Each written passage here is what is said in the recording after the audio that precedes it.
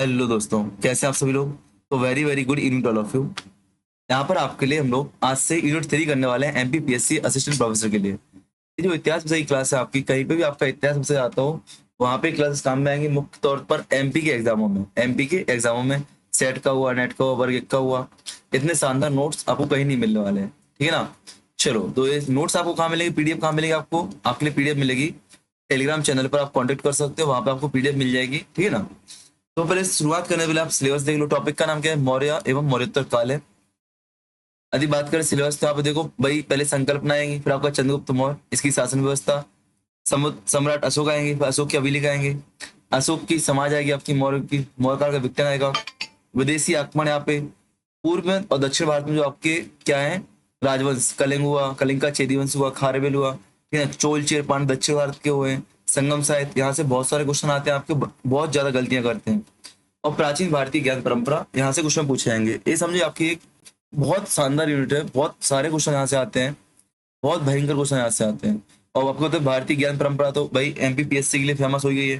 मैं पहली यूनिट से और दूसरी यूनिट से जब भी कोई टॉपिक लेके आता हूँ तो तुरंत बताता हूँ, ये भारतीय ज्ञान परंपरा का, किसका है, भारतीय ज्ञान परंपरा का। ठीक है, चलो, तो बिना समय गवाए हम लोग क्लास की शुरुआत करेंगे। बस इसको पेज को सेट कर, हाँ चलो। ये जो पीडीएफ मैं मॉडिफाइड करता हूँ क्लास के लिए, ये पीडीएफ जो है क्लास के लिए मॉडिफाइड किया है, अपने प्रिंटेड फॉर्मेट आपको अलग मिलता है, प्रॉपर तरीके से व्यवस्थित होता है। वो लगभग 60 या 62 पेज का है इस वाली यूनिट का। ठीक है ना। क्वेश्चन है आपका, दंड नीति और अर्थशास्त्र। सबसे पहले आपकी संकल्पनाएं विचार वो देखते हैं। तो दंड नीति क्या है, अर्थशास्त्र क्या है, तो पता है अर्थशास्त्र किसकी रचना है बेटा, कौटिल्य की रचना है। कौटिल्य को अपन चाणक्य, विष्णुगुप्त के नाम से जानते हैं। इनको आप पहले भी देख चुके हैं। अब आप एक बात समझ रहे होगे, इस जो नोट्स मैं बना रहा हूँ इसमें बहुत सारी चीजें रिपीटेड है। रिपीटेड क्यों बेटा, आपके सिलेबस में वो चीज रिपीट है। ऐसा नहीं कि मैं मन से रिपीट कर रहा हूँ सिलेबस में, क्यों, जो नोट्स बन रहे हैं आपके सिलेबस के टू द पॉइंट आपके बनाए जा रहे हैं। इससे संभवतः विश्व का प्रथम राजनीतिक इतिहास माना जाता है। अर्थशास्त्र में कितने बेटा, 15 अधिकरण है, 180 प्रकरण है आपके, और 60 आपके 6000 आपके श्लोक है। ठीक है ना। 15 अधिकरण अर्थात 15 बुक्स आपकी मिलती है, सेक्शंस मिलते हैं, 180 प्रकार चैप्टर्स आपको मिलते हैं, सब सेक्शंस मिलते हैं, और 6000 श्लोक आपको याद रखना है। ठीक है ना। ये आपको क्या, विश्व का प्रथम राजनीतिक ग्रंथ माना जाता है। फिर विषय वस्तु की बात करूं तो इसमें जो वस्तु दी गई है, विषय विषय वस्तु है, राज्य के प्रशासन को संभालने के लिए किस प्रकार से काम करना चाहिए, सप्तांग सिद्धांत क्या होना चाहिए, कैसे क्या राज्य की व्यवस्था होनी, बहुत सारी चीज दी गई है। अभी आप यहाँ पे जो आपका टॉपिक संकल्पना है, यहाँ पे आप लोग देख रहे हो। आगे आप लोग कहाँ देखेंगे बेटा, आगे की चीजें जो आप पोर्टल को फिर से पढ़ेंगे वहां देखेंगे। आप रिसोर्स में को देख ही चुके हो, आप एंशियंट, आप यूनिट 1 में को देख चुके हो, यूनिट 2 में भी चाणक्य को देख चुके हो आप लोग। ठीक है ना। तो राजा उसके कर्तव्य की बात करें तो दंड नीति देना और राजनीति। ठीक है ना। राज्य उसके तत्वों की बात करें तो राजा की स्थिति और अधिकार की चर्चा करता है। युद्ध और शांति की नीति नीति की बात करते हैं लोग। प्रशासनिक व्यवस्था की जानकारी मिलती है, गुप्तचर व्यवस्था की मिलती है, न्याय व्यवस्था की मिलती है। क्वेश्चन आया था उसमें आपको शिक्षा व्यवस्था, तो शिक्षा व्यवस्था की जानकारी कौटिल्य के अर्थशास्त्र में नहीं मिलती है। सैन्य व्यवस्था की मिलती है, आर्थिक व्यवस्था की मिलती है, और सामाजिक और धार्मिक परिवर्तन की जानकारी आपको कहाँ मिलती है बेटा, कौटिल्य द्वारा रचित अर्थशास्त्र में आपको मिलती है। अब बता, स्तूप और चैत्य। स्तूप और चैत्य क्या होता है, कल ही मैंने बताया था, स्तूप और चैत्य। स्तूप आपका क्या है बेटा, स्तूप चैत्य विहार, तीन चीजें आपकी होती हैं, क्या होती हैं, स्तूप चैत्य विहार, तीन चीजें आपकी होती है। स्तूप क्या होता है बेटा, स्तूप एक ऐसी संरचना होती है जहां पे आपके बौद्ध एवं उनसे संबंधित बौद्ध भिक्षुओं के अवशेष रखे जाते हैं। क्या अवशेष रखे जाते हैं, ठीक है ना। ऐसे तो इनको हम स्मारक स्थल के रूप में बोल सकते हैं। क्या ये आपके स्मारक स्थल है। चैत्य क्या होते हैं, चैत्य बौद्ध भिक्षुओं की पूजा स्थल होते हैं, जहाँ पे छोटा सा चैत्य क्या स्तूप बनाया जाता है, एक हॉल होता है। ठीक है ना, गुफा काट के बनाए जाते थे पहले। बिहार क्या होता था, बौद्ध भिक्षुओं के निवास स्थल होते, क्या होते हैं, बौद्ध भिक्षुओं के निवास स्थल होते हैं। यहाँ पे लिखा है देखो, स्तूप और चैत्य बौद्ध धर्म से संबंधित प्राचीन भारतीय स्थापत्य या विरासत है। ठीक है ना। स्तूप की बात करें तो स्तूप शुरुआत में ईंटों या पत्थर से ठोस गुंबदाकार, ऐसे गुंबदाकार संरचना होती थी। ठीक है ना, इस बात को आपको रखना है। आगे बात करें, इनका उद्देश्य क्या था, भगवान बुद्ध और महान बौद्ध भिक्षुओं के अवशेषों को सुरक्षित रखना। स्तूप में अस्थियां, भस्म, वस्त्र, अवशेष आपको सुरक्षित मिलते थे। प्रमुख स्तूप की बात करूं, सांची आपका प्रमुख स्तूप है, भारत का प्रसिद्ध स्तूप आपको देखने को मिलेगा। बहुत सारे स्तूप पढ़ेंगे हम लोग अभी, ये तो सिर्फ शब्दावली दी गई तो आपको परिचित करा रहे हैं इसमें। चैत्य की बात करें तो पर्वतों की चट्टानों को काटकर निर्मित गुफानुमा प्रार्थना स्थल आपका चैत्य कहा जाता है। चैत्य बौद्ध भिक्षुओं के धार्मिक अनुष्ठानों प्रार्थना के लिए बनाए जाते थे। सम्राट अशोक तथा उनके उत्तराधिकारियों ने बौद्ध एवं आजीविक संप्रदाय के लिए क्या गुफाएं बनाई थी। ठीक है ना। प्रोक्त चैत्य की बात करें तो कार्यालय चैत्य आपको मिलेगा। कार्बनिक क्षेत्र अपने आप में अद्भुत है, विशुद्ध सौंदर्य आपको वास्तु सौंदर्य दृष्टिकोण से आपको मिलेगा। बिहार क्या होते हैं बेटा? तो बिहार बौद्ध अनुयायियों के मठ होते हैं, उपासना स्थल होते हैं। बिहारों में सामान्यतः बुद्ध की प्रतिमा स्थापित रहती थी। इनमें बौद्ध भिक्षु निवास करते थे, याद रखना, वर्षावास के दौरान। शैक्षणिक महत्व की बात करें तो बिहार केवल धार्मिक केंद्र नहीं थे बल्कि उच्च शिक्षा केंद्र भी माने जाते थे। नालंदा महाविहार आपका हो गया, ठीक है ना, आपको तक्षशिला महाविहार आपका हो जाएगा, नालंदा हो गया, विक्रमशिला आपका हो जाएगा। तक्षशिला नहीं होता, तक्षशिला हिंदू वालों का था। इसमें धार्मिक शिक्षा के साथ साथ अन्य विषयों की शिक्षा दी जाती थी। व्याकरण, दर्शन, चिकित्सा, तर्कशास्त्र, साहित्य जैसे विषयों का भी अध्ययन कराया जाता था। और प्राचीन भारत में बौद्ध विहार शिक्षा एवं ज्ञान के महत्वपूर्ण केंद्र माने जाते हैं। आते श्रेणी क्या होती है, अब पहले से पढ़ते हो श्रेणी क्या होती है, गिल्ड क्या होती है। जो व्यवसायी वर्ग होते थे उनका जो समूह होता था उनको श्रेणी कहते थे, ठीक है ना। व्यवसायी वर्ग की जो संस्था होती है उनको श्रेणी कहते थे। इसका सर्वाधिक विकास कहाँ हो रहा बेटा? मौर्य काल में होता है, जब भारत का व्यापार और वाणिज्य अपने उत्कर्ष पे था। श्रेणी सामान्यतः आप देखोगे गांव और नगरों दोनों विद्वान थी, ठीक है ना, गांव और नगरों दोनों विद्वान थी। इस विशिष्ट व्यवसाय या पेशे से जोड़ा जाता था। यानी का सम्मिलित समूह, जैसे मैं बोला मैं लकड़ी का काम करता हूँ, तो मैं लकड़ी के समूह के जितने लोग होंगे ना, एक बार बना लेंगे श्रेणी। मैं शिक्षक हूँ तो 5-10 शिक्षक मिला के ग्रुप बना लेंगे, तो क्या श्रेणी बोलेंगे। ये तो लोगों के व्यवसाय और पेशे से भी इसको जोड़ा जाता था। अन्य व्यवसायिक संस्थाओं की बात करें तो निगम, ये आपसे पूछा गया निगम क्या होता है बेटा? निगम, निगम नगर अथवा शहर की संस्था होती है। पुग क्या होती है? पुग आपकी गांव अथवा एक ही पेशे से जुड़े लोगों की संस्था थी। तो देखो श्रेणी आपका हो गया क्या? व्यापारियों के समूह आपका हो गया। यदि आपके इसमें निगम है तो निगम शहरों में मिलेगा आपको, और पुग आपको ग्रामीण स्तर पर मिलेगा। अब आज ही देख लो आप लोग, पुग अर्थात पंचायत मान लो, कुछ ही मान लो, निगम, नगर निगम आपको मिलती है कि नहीं मिलती है। श्रेणियों की विशेषताओं की बात करें तो श्रेणी अपने नियम कानून होते थे इनके। इनके कार्यों में समानता राज्य का हस्तक्षेप नहीं होता था। इनका मुख्य जो संबंध था आर्थिक गतिविधियों से था, और अपनी सुरक्षा के लिए इनके खुद के सैनिक, खुद के अस्त्र और यातायात प्रबंधन के लिए साधन भी होते थे। इनकी अपनी बैंकिंग व्यवस्था भी होती थी, जो शिल्पकार और कारीगरों को क्या आर्थिक सहायता देती थी। और धार्मिक गतिविधियां एवं लोक कल्याणकारी कार्यों में भी इनका महत्वपूर्ण योगदान था। एग्जाम्पल ये देखो कि मंदसौर की जो रेशम पुनगर की श्रेणी थी, उन्होंने क्या एक सूर्य मंदिर बनवाया था, ठीक है ना, ठीक। और बाद में जैन धर्म के विकास में भी इनका विशेष योगदान रहा था, रेशम बुनकर श्रेणी का, ठीक है ना।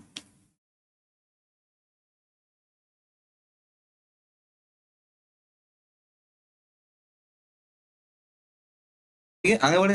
कर या विष्टि क्या होता है बेटा? तो कर आप शुरुआत से पढ़ रहे हो, टैक्सेशन प्रणाली। तो कर मुख्य राज्य का क्या, कर क्या मुख्य मुख्य आधार होता था राजस्व का। कर क्या आपका मुख्य आधार होता था राजस्व का, ठीक है ना।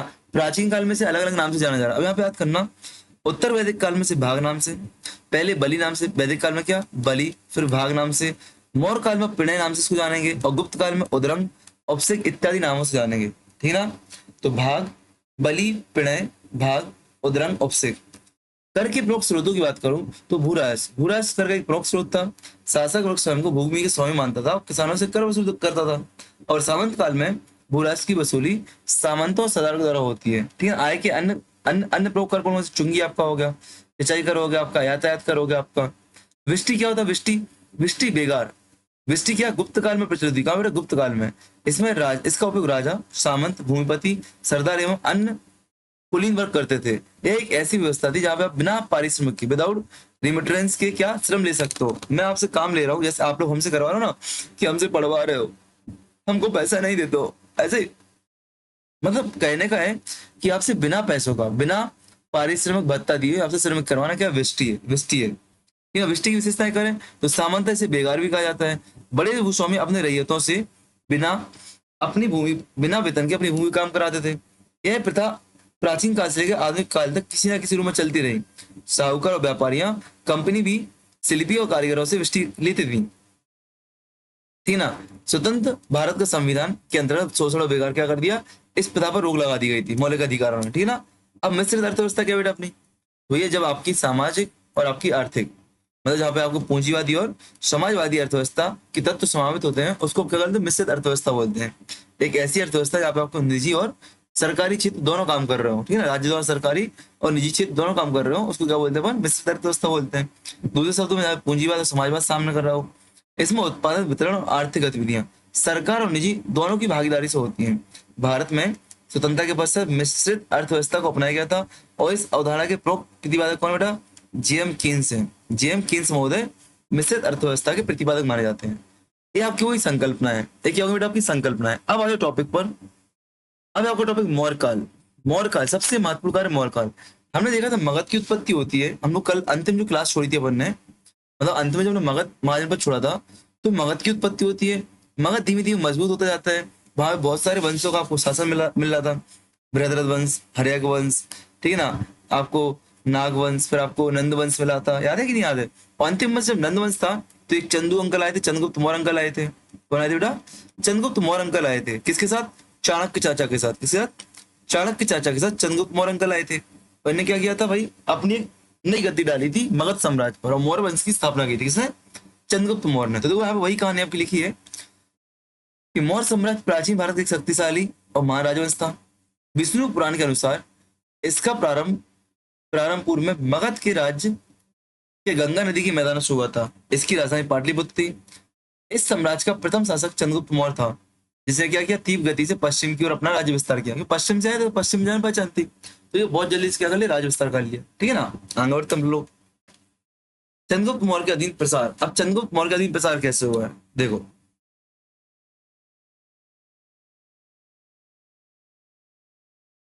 देखिए चंद्रगुप्त के टाइम पे मौर्यों का प्रसार कितना हुआ। तो आपको मालूम है चंद्रगुप्त भैया मौर्य साम्राज्य का संस्थापक था, ठीक है भैया, संस्थापक था। इसके गुरु का नाम आचार्य चाणक्य था, सबको पता है। और इसने क्या किया था, जो नंद वंश का अंतिम शासक था घनानंद, उसको पराजित किया था। और लगभग 25 वर्ष की आयु में मौर्य साम्राज्य की स्थापना की थी चंद्रगुप्त मौर्य ने। चंद्रगुप्त मौर्य का सबसे पहला जो उल्लेख मिलता है वो कहाँ मिलता है, रुद्रदामन के जूनागढ़ अभिलेख से मिलता है। ठीक है ना, ये उनका प्रथम अभिलेखीय साक्ष्य। आपसे पूछ सकता है कि चंद्रगुप्त मौर्य का फर्स्ट अभिलेखीय साक्ष्य कहाँ है, इन एपिग्राफिक एविडेंस कहाँ पे मिलता है आपको, तो याद रखना आपको कहाँ पे, जूनागढ़ अभिलेख पे। जूनागढ़ अभिलेख किसका है बेटा, रुद्रदामन का, जो संस्कृत भाषा में लिखा गया है। जूनागढ़ अभिलेख किसका है, इसका है रुद्रदामन का। ठीक है ना, चलो। विदेशों में चंद्रगुप्त मौर्य के लिए क्या नाम प्रयोग किया जाता है, देखो। जो स्ट्रेबो जस्टिन महोदय हैं, स्ट्रेबो और जस्टिन महोदय, इन्होंने इनके लिए क्या सेंड्रोकोटस शब्द का प्रयोग किया है। प्लूटॉक और एरियन ने इसको एंड्रोकोटस कहा है, और क्लार्क्स ने इसको सेंड्रोकोटस कहा है। याद रखना, स्ट्रेबो, जस्टिन और क्लार्क्स महोदय ने इनको क्या, सेंड्रोकोटस कहा है, सेंड्रोकोटस कहा है। प्लूटॉक और एरियन ने इनको क्या, एंड्रोकोटस का नाम दिया। ठीक है ना। ऐतिहासिक महत्व की बात करें, सर विलियम जॉन्स ने इन यूनानी नामों को क्या, भारतीय ग्रंथों से मिलाया है, और चंद्रगुप्त मौर्य स्थापित किया, यही चंद्रगुप्त मौर्य है। निष्कर्ष क्या निकलता है कि चंद्रगुप्त मौर्य क्या भैया, सिकंदर के समकालीन है। देखते आगे। चंद्रगुप्त मौर्य की बात करते हैं तो नंद वंश का उन्मूलन करते हैं। पंजाब और सिंध से क्या करते हैं, विदेशी शासन का अंत करते हैं। पंजाब और सिंध क्षेत्र से क्या करते हैं बेटा, विदेशी शासन का अंत करते हैं। ठीक है ना। भारत के अधिकांश भाग में, अब देखो एक बहुत विशाल साम्राज्य, यदि भारत की बात करूं मैं बनाऊं, अब देखो भारत का एक बहुत विशाल एरिया इनके साम्राज्य के अधीन आ जाता है, बहुत विशाल एरिया इनके भाई साहब के साम्राज्य के अधीन आ जाता है। ठीक है ना। तो भारत के अधिकांश राजनीतिक एकीकरण का श्रेय दिया जाता है। प्लूटॉक और जस्टिन के अनुसार चंद्रगुप्त की सेना में 6 लाख सैनिक थे। ठीक है ना। महावंश के अनुसार कौटिल्य ने चंद्रगुप्त को जम्मू द्वीप का सम्राट बनाया था, और पिल्ली ने लिखा है कि मगध की सीमा सिंधु तक विस्तृत थी। ये पूछा जाता है आपसे सेंटेंस। ठीक है ना। पश्चिम में सौराष्ट्र भी चंद्रगुप्त मौर्य के अधीन था, जिसकी पुष्टि रुद्रदामन के जूनागढ़ अभिलेख से आपको होती है। इस बात को आपको याद रखना है। ठीक है ना। बात करते हैं चंद्रगुप्त का सेल्यूकस से युद्ध होता है, तो 300 और 304 305 ये डेट याद रखना। 304 305 ईस्वी की बात है। सेल्यूकस निकेटर और चंद्रगुप्त मौर्य के मध्य कहाँ पे, पंजाब और सिंध को लेकर युद्ध होता है। यूनानी और रोमन इतिहासकार इस युद्ध का विवरण नहीं देते हैं, इस युद्ध की जानकारी नहीं देते हैं, हालांकि कौटिल्य वगैरह देते हैं। यहाँ पर एपियंस के अनुसार अंततः दोनों शासकों के मध्य क्या होती है, संधि होती है, और वैवाहिक संधियां स्थापित होती हैं। स्ट्रेबो के अनुसार सेल्यूकस ने एरिना के प्रदेश चंद्रगुप्त को वैवाहिक रूप में दे दिए थे। जो सेल्यूकस निकेटर है यहाँ पे, सेल्यूकस निकेटर जो कि आपका यूनानी राजदूत माना जाता है, यूनानी शासक माना जाता है, जो अपने पश्चिम प्रांतों में शासन कर रहा था। भाई सब क्या करते हैं, चंद्रगुप्त मौर्य संधि करते हैं, और क्या करते हैं, एरिया प्रधान, जो एरिया प्रधान थे भाई चंद्रगुप्त मौर्य को किसमें, दहेज के रूप में देते हैं। ठीक है ना। ठीक। जो इतिहासकार है, सेल्यूकस ने चंद्रगुप्त मौर्य को 4 प्रदान दिए थे। इतिहासकार के अनुसार क्या, इतिहासकार बताते हैं कि सेल्यूकस ने क्या किया था, सेल्यूकस ने चंद्रगुप्त मौर्य को 4 प्रांत, एरिया अर्थात हेरात, अराकोसिया मतलब कंधार, जेंड्रोसिया अर्थात मकरान, और पेरी पेमी सिलाई मतलब काबुल। ये आपसे शब्द पूछे गए हैं, ये आपसे शब्द पूछे आते हैं। देखो टाइपिंग करने में थोड़ा बहुत वर्ड्स ऊपर नीचे हो जाते हैं, बट आपको भटकना नहीं है, इसलिए वोकेबलरी मैंने इंग्लिश में भी रखी है। आप नहीं तो परेशान हो जाओ, गालियां पटको कि सर शब्द गलत लिखा है, गलत लिखा है। गलत नहीं लिखा है, टाइपिंग मिस्टेक होती है, ठीक है ना। चलो, तो यार मैं भी तुरंत में ध्यान नहीं दे पाता हूँ बोलते समय पे, जो लिखा वही बता देता हूँ। यहाँ पे यार ना चंद्रगुप्त मौर्य के चार प्रांत, चंद्रगुप्त मौर्य को सेलुकस के चार प्रांत दिए, कौन कौन से? एरिया था, थेहरात, इस शब्द आपसे पूछा जाता है। एरिया का मतलब एहरात है, अरोकोसिया का मतलब कंधार है, जड़ोसिया का मतलब मकरान है, और पेमी सिदाई का मतलब काबुल है आपका। अशोक के अभिलेख से प्रमाणित होता है कि काबुल की घाटी तथा यवन, गंधार मौर्य साम्राज्य के अंतर्गत आते थे। क्या? अशोक के अभिलेख से प्रमाणित होता है कि काबुल की घाटी और यवन, गंधार जो क्षेत्र मौर्य के अंतर्गत आते थे। और प्लूटार्क के अनुसार चंद्रगुप्त ने सेल्यूकस को 500 हाथी दिए थे। देखो क्या चंद्रगुप्त ने क्या किया था बेटा? चंद्रगुप्त ने क्या किया था? सेल्यूकस को 500 हाथी दिए थे। और सेल्यूकस ने क्या किया था? चार प्रांत दिए थे, ठीक है ना। पेरो पेरिपेमसिदाई, जेरोसिया, अराकोसिया और एरिया, ये आपके चार, कंधार, काबुल, मकरान और आपके हेरत, आपको चार क्षेत्र दिए थे। संधि के महत्व की बात करें तो इसके परिणाम क्या हो बेटा? हिंदुकुश पर्वत मौर्य साम्राज्य और सेल्यूकस के बीच क्या बन गया? राज्य की प्राकृतिक सीमा बन गया। और क्या आपका हिंदुकुश पर्वत। वैवाहिक संबंधों के माध्यम से क्या हुआ? मौर्यवंश और सेल्यूकस बंध के बीच क्या हुआ बेटा? मैत्रीपूर्ण संबंध स्थापित हो जाते हैं। और सेल्यूकस क्या करता है? सेल्यूकस अपने राजदूत मेगास्थनीज को चंद्रगुप्त मौर्य के दरबार में भेजता है। और मेगास्थनीज की यही बुक क्या है आपका? इंडिका। क्या बुक है बेटा? इंडिका इसी बुक का नाम है, ठीक ना। इंडिका इसी बुक का नाम है। अब आते हैं मेगास्थनीज के बारे में, देखते हैं यहाँ पे। तो मेगास्थनीज कौन था बेटा? यूनानी शासक, सेल्यूकस निकेटर का राजदूत था। 304 से 229 ईसा पूर्व, 304 ईसा पूर्व से 229 ईसा पूर्व तक चंद्रगुप्त मौर्य के दरबार में रहा है, 5 साल, ठीक है ना। इसकी जो बुक है इंडिका, इसमें चंद्रगुप्त मौर्य के शासन और प्रशासन की जानकारी मिलती है। यद्यपि इंडिका की मूल प्रति उपलब्ध नहीं है, लेकिन इसके उद्धरणों को बाद में कई यूनानी लेखकों ने लिखा है। ये आपसे पूछा जाता है कि इंडिका की जानकारी कहाँ कहाँ से मिलती है। देखो, Arrian, Strabo, Plutarch, Pliny, Justin, Diodorus. अब आपको ये याद कैसे होगा? आपको याद है, आपको भूलना नहीं है, आपको याद है, बस आपको इतना रखना है। मैं आपको ट्रिक दे रहा हूँ, एक मंत्र दे रहा हूँ कि पेपर सॉल्व करते समय आपको इतना याद नहीं देना। यदि पेपर में शब्द आ गए ना, कहीं कोई ऐसा व्यक्ति नहीं लिखा जो सिकंदर के टाइम का है, कोई ऐसा व्यक्ति नहीं लिखा उनके पहले का है, या कोई ऐसा व्यक्ति नहीं आधुनिक काल का है, मध्यकाल का हो। बस इतना याद कर लें, आपका आंसर गलत नहीं होगा। तो क्या? Arrian, Strabo, Plutarch, Pliny, Justin, Diodorus, इन सबके लेखों में क्या हमें मेगास्थनीज की जानकारी मिलती है, इंडिका की जानकारी मिलती है, ठीक है ना। अब मेगास्थनीज की इंडिका से क्या क्या जानकारी मिलती है? नंबर एक, शासक और राजदरबार की जानकारी मिलती है। मेगास्थनीज ने चंद्रगुप्त को क्या टेंड्रोकोटस नाम से संबोधित किया है। उनके अनुसार चारों ओर से महिला अंगरक्षकों से शासक गिरा रहता था। आपको पता है ईरानी परंपरा है जी, क्या थी आपकी? ईरानी परंपरा थी। पाटलिपुत्र की बात करें तो मेगास्थनीज के अनुसार पाटलिपुत्र की भव्यता और वैभव की तुलना सूसा और एक वतना जैसे नगरों भी फीके पड़ जाते हैं, ठीक है ना। क्या जो आपके यूनान के नगर सूसा और एक वतना, वो भी क्या फीके पड़ जाते हैं पाटलिपुत्र की भव्यता के सामने। उसने पाटलिपुत्र को अत्यंत समृद्ध और विशाल नगर बताया। भारत की भौगोलिक और आर्थिक स्थिति की जानकारी देता है। भारत की भौगोलिक और भूमि की उर्वरता की जानकारी देता है। भारतीयों का भोजन चावल है, ये पूछा गया है। मेगास्थनीज से भारतीयों का भोजन क्या बेटा? चावल होता है। क्या? चावल को बताया है। सामाजिक धार्मिक जीवन की बात करूं, सामाजिक और धार्मिक जीवनों की बात करूं तो मदिरा का प्रयोग केवल यज्ञों में मान्य बताया गया है।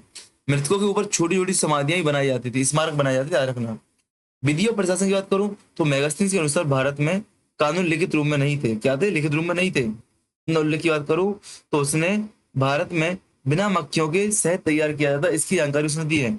उसने चींटियों को वर्णन किया है जिसकी खाल चीते जैसी होती थी, जिन्हें क्या सोने खोदने में लगाया जाता था। ऐसी चींटियों का प्रयोग किया एंट्स का। और उन्हें यह भी बताया है कि भारत में लेखन कला का अभाव था। भारत में क्या आपका लेखन कला का अभाव था।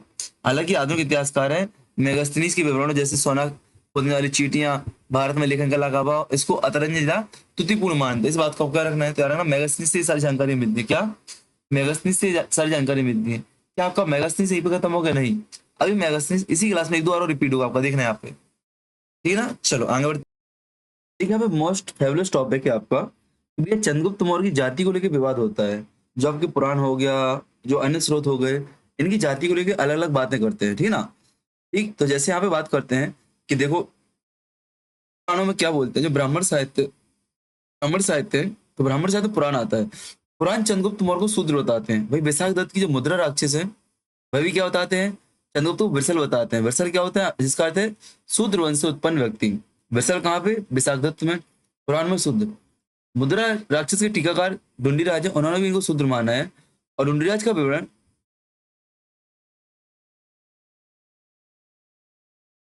ढूंढीराज के विवरण की बात करें तो बताते हैं भैया। और सर्वात सिद्धि क्या बताते हैं, सर्वात सिद्धि बताते हैं भैया कि सर्वात सिद्धि ढूंढीराज बताते हैं कि सर्वात सिद्धि नामक एक क्षत्रिय राजा की दो रानियां थी, सुनंदा और मूरा। सुनंदा और मूरा, सुनंदा क्षत्रिय रानी थी और मूरा आपकी शुद्र रानी थी। सुनंदा से उत्पन्न जो 9 पुत्र थे उनको नवनंद कहा गया, और मूरा से उत्पन्न एक पुत्र को चंद्रगुप्त कहा गया। इस आधार पर चंद्रगुप्त को सूर माना है। तो याद रखना, जो ब्राह्मण साहित्य है, ब्राह्मण साहित्य ऑलमोस्ट क्या मानता है आपको, शूद्र मानता है। किसको, चंद्रगुप्त मौर्य को, आपको नहीं, चंद्रगुप्त मौर्य को, ठीक है ना। इस बात को आपको याद रखना है। चाहे पुराण हो, चाहे विशाख दत्त की मुद्रा राक्षस हो, चाहे टीका जो आपकी ढूंढीराज का विवरण, ढूंढीराज का हो, ठीक है ना, ढूंढीराज की जो विवरण उससे आपको मिल जाए, इनमें सब क्या, वो क्या मिलेगा, मुद्रा राक्षस मिलेगा, मतलब शूद्र मिलेगा। जो अन्य ब्राह्मण से होता है श्रीधर स्वामी, श्रीधर स्वामी द्वारा विष्णु पुराण की टीका लिखी गई। इसमें भी क्या, चंद्रगुप्त मौर्य को नंद राजा की पत्नी मूरा से उत्पन्न बताया गया, इसलिए मौरा नाम मौर्य पड़ता है।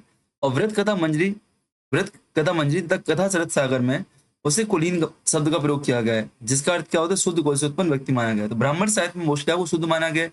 वही बात करूं बौद्ध साहित्य की, तो बौद्ध साहित्य के अनुसार मौर्य क्या था आपका, मौर्य एक क्षत्रिय को से संबंधित था। दिव्य बदान में बिंदुसार एवं अशोक को क्षत्रिय कहा गया है। महावंश में भी मौर्यों को क्षत्रिय कहा गया है। महापरिनिर्वाण सूत्र में भी, महापरिनिर्वाण सूत्र में मौर्यों को पिपली वन की छतरी कहा गया है। महापरिनिर्वाण सूत्र में, अब तो एक चीज आपकी रिपीट हो रही कि नहीं हो रही वाली चीजें, पहले भी आप लोग पढ़ चुके थे जब आपने कहा, आपने गणतंत्र पढ़ा था, याद करो। महावंश टीका की बात करें तो महावंश टीका में आपको मौर्यों को शाक्य कुल का कहा गया है। महावंश टीका में क्या आपको शाक्य कुल का, महावंश में क्षत्रिय, और महावंश की जो टीका लिखी गई बाद में उस पर क्या आपको शाक्य कुल का कहा गया है। वही जैन साहित्य की बात करते हैं तो जैन साहित्य में मौर्य की उत्पत्ति राजवंश से ना होगा, एक साधारण वंश से हुई है।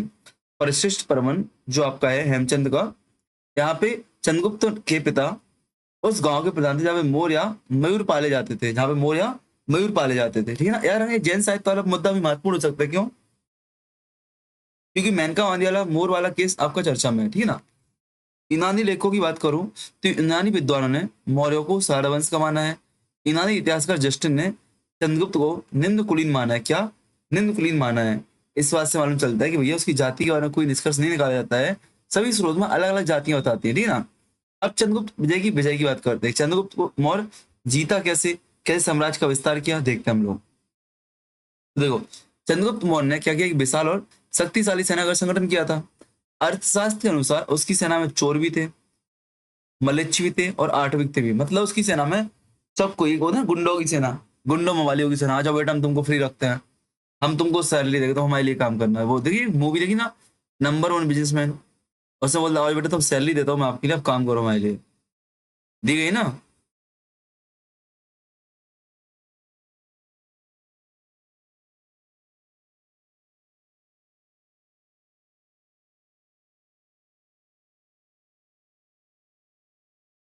ठीक है ना। तो इस बात को याद रखना कि भैया जैसे सेना होती है, ऐसे क्या किया चंद्रगुप्त मौर्य ने, चाणक्य नीति अपना, भैया आज साल चाहे चोर हो, चाहे मलिच्छ, चाहे आटविक हो, सबको सम्मिलित कर लिया।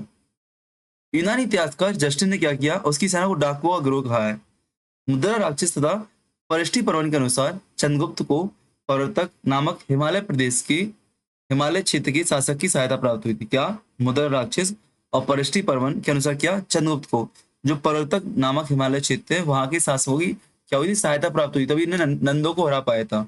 और यूनानी शासन का अंत क्या था, जस्टिन बोलता है कि सिकंदर की मृत्यु के पश्चात भारत ने अपनी दास्ता का जो अवतार फेंका और अपने गवर्नरों की हत्या कर दी। इस स्वतंत्रता का जन्मदाता सेंड्रो कोटा से था, चंद्रगुप्त है। 317 ईसा पूर्व की बात है, जब पश्चिमी पंजाब में अंतिम यूनानी शासक या सेनानायक यूलिडेमस भारत छोड़ने के लिए बाध्य हो गया था। चंद्रगुप्त मौर्य के साम्राज्य की बात करूं तो उत्तर में देखो इसकी सीमा ईरान तक जाती है, दक्षिण में कर्नाटक जाती है, पश्चिम में सौराष्ट्र तक, तो पूर्व में मगध तक। यदि मैप बनाओ इंडिया का तो इसकी सीमा कुछ इस तरीके से देखो, भाई साहब की सीमा सिर्फ इंडिया तक नहीं है और भारतीय उपमहाद्वीप तक नहीं है, भारतीय उपमहाद्वीप से भी बाहर है। देखो यहाँ पे भाई साहब की सीमा यहाँ से लेके कंचा खेल रहे सीमा के साथ, देखो ईरान तक लेके जा रहा है भाई साहब अपनी सीमा को, ठीक ना। क्या रखना, क्या उत्तर में आपका इस साइड मानो आप ऐसी कुछ ऐसी दिशा बनाओ, ऐसा ईरान, कर्नाटका, सौराष्ट्र और मगध, याद रखना। इस विशाल साम्राज्य की राजधानी क्या थी बेटा? पाटलिपुत्र थी। क्या थी आपकी? पाटलिपुत्र राजधानी थी। जीवन के अंतिम क्षण की बात करूं तो ऐसे कहा जाता है कि भैया जब चंद्रगुप्त मौर्य का अंतिम समय चल रहा था, भाई साहब ने सिंहासन त्याग दिया और जैन आचार्य थे भद्रभाव, उनके साथ जैन धर्म की दीक्षा ग्रहण की। और तत्पश्चात कहाँ पे भी भद्रभाव के साथ दक्षिण भारत में श्रवण बेलगोला चले गए थे। वहां पर चंद्रगिरी पर्वत पर उन्होंने संलेखना ली और उपवास द्वारा देह त्याग दिया। ठीक है ना? स्थलभद्र भद्रभाव ये वही व्यक्ति है आपके जो श्वेतांबर धर्म की उत्पत्ति यहाँ से होती है आगे, ठीक ना? अकाल पड़ता है, अकाल का दिन लोग दक्षिण में जाते हैं। बात करते हैं कौटिल्य के अर्थशास्त्र की। तो अर्थशास्त्र मौर्यकालीन इतिहास का सबसे महत्वपूर्ण स्रोत माना गया है। क्या बेटा? जो कौटिल्य का अर्थशास्त्र है बेटा, आपको क्या मौर्यकालीन इतिहास का सबसे महत्वपूर्ण स्रोत माना जाता है, ठीक ना? इसकी रचना कौटिल्य ने की थी। इनको विष्णुगुप्त या चाणक्य के नाम से जानते हैं। संस्कृत भाषा में लिखा गया है बेटा, यार किस भाषा में? संस्कृत भाषा में लिखा गया है। चाणक्य कहाँ पे बेटा? नालंदा, विक्रमशिला, तक्षशिला। तो कहाँ पे? तक्षशिला में क्या था? आपके अध्यापक थे। पुराणों में उन्हें दुर्जभ अर्थात श्रेष्ठ ब्राह्मण कहा गया है। दुर्जभ अर्थात श्रेष्ठ ब्राह्मण कहा गया है। चाणक्य को प्रायः भारत का मैकियावेली कहा जाता है। ये शब्द याद रखना, चाणक्य को प्रायः भारत का मैकियावेली कहा गया है। बात करूं अर्थशास्त्र की प्रगति है। अर्थशास्त्र में अर्थव्यवस्था की बात नहीं की गई, बल्कि इसमें राजनीति की और लोक प्रशासन की बात की गई। इसमें राजा शासन, राज्य प्रशासन, न्याय, कर व्यवस्था, गुप्तचर, युद्ध नीति, आर्थिक नीति इत्यादि इत्यादि की बात की। इसमें शिक्षा नीति की बात नहीं है। आपसे पूछा गया क्वेश्चन, इसलिए बार बार रिपीट कर रहा हूं मैं। अर्थशास्त्र में देखा बेटा 15 अधिकरण है, 180 प्रकरण है, 6000 श्लोक आपके हैं। गद्य और पद्य दोनों शैलियों में लिखा गया है। इसकी शैली आपसे पूछी गई है कि आपकी अर्थशास्त्र की शैली कौन सी बेटा? महाभारत शैली। क्या आपकी अर्थशास्त्र जो लिखा गया आपका महाभारत की शैली में लिखा गया, ठीक है ना? गद्य और पद्य दोनों महाभारत शैली में। अब बिंदुसार आते हैं, चंद्रगुप्त मौर्य के बाद बिंदुसार आते गद्दी पे। देखते हैं कि बिंदुसार कैसे मौर्य साम्राज्य का प्रसार करते हैं। तो चंद्रगुप्त मौर्य की मृत्यु के पश्चात उसका पुत्र बिंदुसार मौर्य सम्राट की गद्दी पर बैठता है। याद रखना, जो यूनानी लेखक है बिंदुसार के लिए अमित्रकेट है। क्या यूनानी लेखक बिंदुसार के लिए अमित्रकेटस या अमित्रोकेटस या अमित्रघाटक शब्द का प्रयोग करते हैं? इन शब्दों को आपको याद रखना। यूनानी लेखक विद्वानों ने अमित्रकेटक या अमित्रकोटस का संस्कृत रूप अमित्र घात निकाला है अथवा अमित्र खाद निकाला है, जिसका अर्थ क्या होता है? शत्रुओं का नाश करने वाला। तो बिंदुसार को क्या बेटा? अमित्र घात कहा गया है। बिंदुसार को क्या? अमित्र घात कहा गया। इस बात को आपको याद रखना है। इस बात को आपको याद रखना है। चाणक्य और बिंदुसार की बात करते हैं। चाणक्य और बिंदुसार की बात करते हैं तो देखो, तिब्बती विद्वान तारानाथ और जैन अनुश्रुतियों के अनुसार चाणक्य बिंदुसार के मंत्री थे। कौन थे? मंत्री थे चाणक्य महोदय। किसके? बिंदुसार के। चाणक्य ने 16 राज्यों के राजाओं और सामंतों को विनाश कर बिंदुसार को पूर्वी समुद्र से पश्चिमी समुद्र तक का विस्तृत भूभाग का अधिपति बनवाया था। तक्षशिला की बात करते हैं तो तक्षशिला में विद्रोह होता है। दिव्य वदान के अनुसार उत्तरापद की राजधानी तक्षशिला में विद्रोह होता है और यही विद्रोह शांत करने के लिए बिंदुसार किसको? अपने पुत्र अशोक को भेजता है। अपने पुत्र अशोक को भेजता है। यहाँ पे कहानी ऐसी कि पहले बिंदुसार किसी और को भेजता है। उस समय अशोक अवंती का शासक था, राज्यपाल था, लेकिन भाई साहब जो उसका बड़ा बेटा था वो उस विद्रोह को शांत नहीं कर पाया था। फिर अशोक को वहां से भेजा जाता है। क्या? फिर अशोक को आपको भेजा जाता है। बिंदुसार के दरबार में 500 सदस्यों वाली एक परिषद थी। ये पूछा गया बेटा किसके दरबार में 500 सदस्यों वाली? तो बिंदुसार के। इसके प्रधान को खल्लाटिक कहते हैं। अभी शब्द वाली याद रखना, इसके प्रधान को खल्लाटिक कहते हैं। खल्लाटक चाणक्य के पश्चात प्रधानमंत्री बना। खल्लाटक क्या? आपके चाणक्य के पश्चात प्रधानमंत्री बना होगा। राधा गुप्त बिंदुसार के प्रधानमंत्री थे। ये नाम जो मैं हाईलाइट कर रहा हूँ ना बहुत महत्वपूर्ण है, इसलिए मैं पता है यहाँ पे अपनी कहानियां देखिए, ऐसी घटना हुई बिंदुसार ने ऐसा किया वैसा नहीं। मैं सिर्फ एग्जाम के ओरिएंटेड ही लेके चल रहा हूँ, एग्जाम के हिसाब से तो टू द पॉइंट चीजें। बाद में राधा गुप्त ने क्या? अशोक के प्रधानमंत्री के रूप में भी काम किया। तो देखो चंद्रगुप्त मौर्य ने और बिंदुसार में किसने बेटा? चाणक्य महोदय ने। और बिंदुसार के समय पे आपके खल्लाटक भी आ गए, राधा गुप्त भी आ गए, यार ना। और जो आपकी बिंदुसार की दरबारी सभा थी उसके प्रधान था उसको खल्लाटक कहते थे। विदेश नीति की बात करते हैं, राजनयिक संबंध की बात करते हैं तो बिंदुसार ने विदेशी राज्यों के साथ शांतिपूर्ण और मैत्रीपूर्ण संबंध बनाए रखे। सेल्यूकस वन एवं यूनानी शासक के साथ चंद्रगुप्त के समय संबंध स्थापित हो गए थे। आपने देखा था भैया, सेल्यूकस निकटर ने अपनी पुत्री का विवाह चंद्रगुप्त मौर्य से किया था। एलिना उसका नाम है, एलिना उसका नाम है। और 4 राज्यों को दान में दिया था, या उपहार स्वरूप दिया था, या दहेज स्वरूप दिया था। और वहीं से हमने देखा था कि वहीं से इनके क्या संबंध अच्छे चल रहे हैं।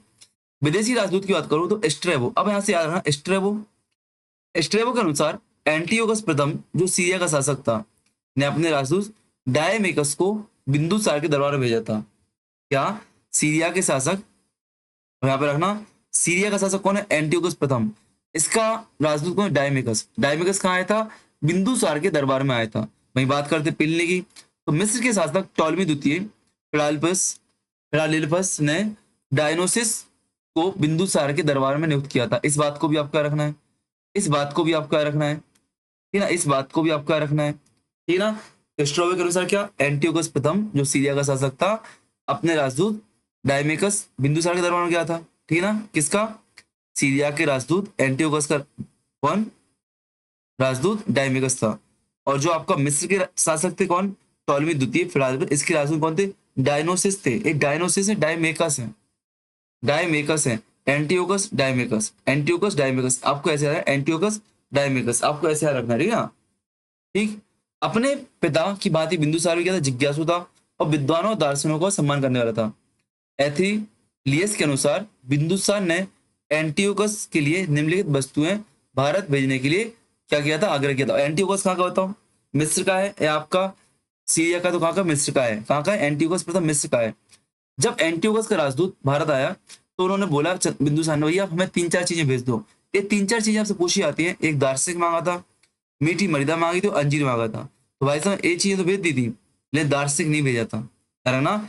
एंटियोकस ने दार्शनिक को छोड़कर अन्य सभी वस्तुएं बिंदुसार के दरबार भेज दी थी। इस बात को आपको याद रखना है, क्या, कि बिंदुसार ने ईरानी राजदूत, ईरानी शासक एंटियोकस से क्या 3 चीजों की मांग की थी, एक दार्शनिक, मीठी मदिरा, अंजीर। भाई साहब ने मीठी मदिरा भेज दी, दारू भेज दी आपके लिए, और अंजीर भेज दी, लेकिन आपको दार्शनिक नहीं भेजा था। धार्मिक झुकाव की बात करें तो दिव्य बदान के अनुसार आजीवक परिवारजक बिंदुसार की सभा में शोभा बढ़ाते थे। कौन, आजीवक संप्रदाय के परिवारजक हैं, आजीवक परिवारजक क्या बिंदुसार की सभा में शोभा बढ़ाते थे, जिससे इसके आजीवक संप्रदाय की तरफ झुकाव का संकेत मिलता है। बात करते हैं पुराणों में, बिंदुसार ने लगभग 24 वर्षों तक शासन किया है, और महावंश के अनुसार उसके शासनकाल में 27 वर्ष, क्या पुराणों के अनुसार बिंदुसार ने 24 वर्षों तक और महावंश के अनुसार 27 वर्ष तक शासन किया है। और डॉक्टर राधा मुकुंद मुखर्जी के अनुसार बिंदुसार की मृत्यु 272 ईसा पूर्व, डेट आपसे पूछेगी ये, 272 ईसा पूर्व क्या हुई थी, इसकी मृत्यु हुई थी। कुछ विद्वान 270 बताते हैं, तो डॉक्टर राधा मुकुंद मुखर्जी, ठीक है ना। अब देखो ये मृत्यु आपको याद नहीं है, बट याद रखना कि डॉक्टर राधा मुकुंद मुखर्जी ने क्या बिंदुसार पे अध्ययन किया, इतना आपको याद रहेगा। आपको भी बुक आएगी ना बाई चांस ना, तो आप इंटरलिंक कर सकते हो, सम्मिलित कर सकते हो। मैंने आपसे क्लास की शुरुआत की थी, तभी मैंने आपसे बोला था,